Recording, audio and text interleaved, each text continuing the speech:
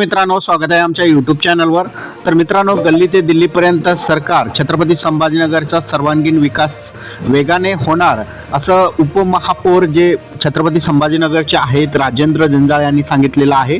आपण राजेंद्र जंजाळबाबत या ठिकाणी थोडक्यात माहिती बघून घेऊया। छत्रपती संभाजीनगर ते दिल्लीपर्यंत आता राज्यात महायुतीचं सरकार आहे। पहिल्यांदा शहरवासियांनी महायुतीला मोठा कौल दिला आहे।